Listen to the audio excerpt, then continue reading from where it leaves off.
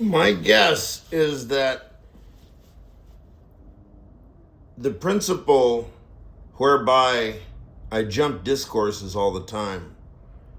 So I'll talk about Charlie Lau and then Jim Higginbotham and Peggy Camuff, and I'll talk about CSH Concrete for a while, and then Yukari Yanagino, and then I'll talk about Freud and Derrida, and then I'll talk about Hume and Locke and Berkeley, and then I'll talk about Terence McKenna and Leibniz and Characteristica Universalis and Frege, and all of these. I mean, you can say these are all just within some one discourse, according to me, or some broad theoretical scope, but could just as easily be the nonsense songs that Dale makes up.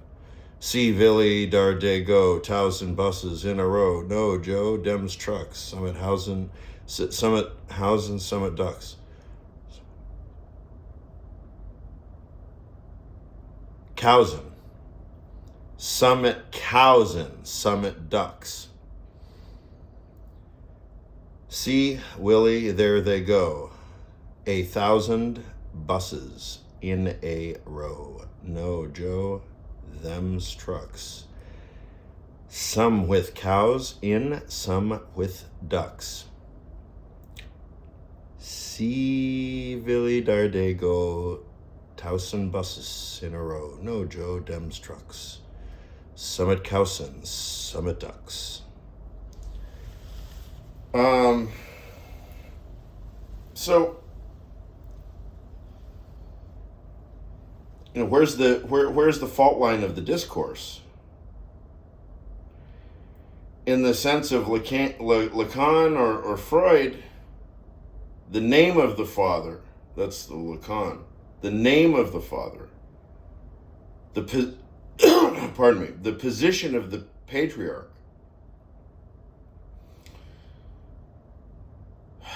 what? The embodiment of authority within the private family household or the private family economy.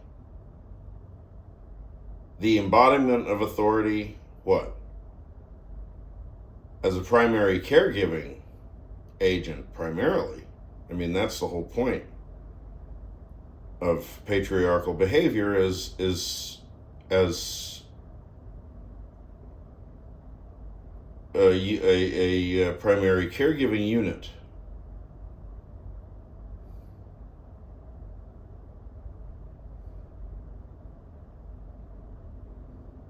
So anyway, my theory that I've had to come up with myself, because no one will help me do it, even though I've paid quite dearly psychoanalysts precisely to help me do a structural psychoanalysis of my symptom, as it were.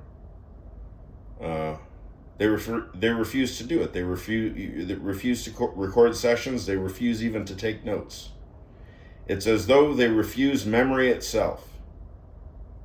It's not even allowed, apparently, to recall previous sessions.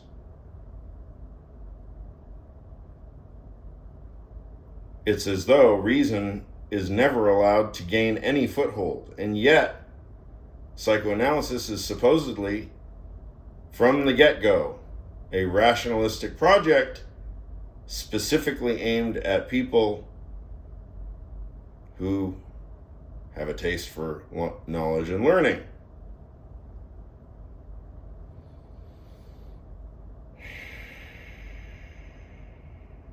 So if there's anybody that can teach a man where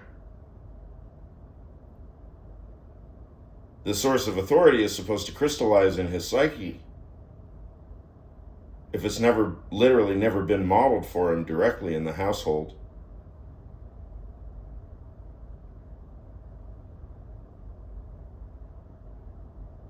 I mean, literally, I'm giving those instructions.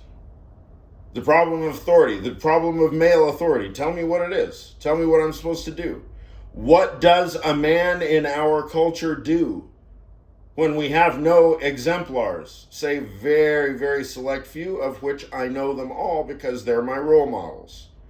So I have modeled myself upon the few exemplars who I find to be radically in contrast to the status quo state of affairs with men in the United States of America in 2025.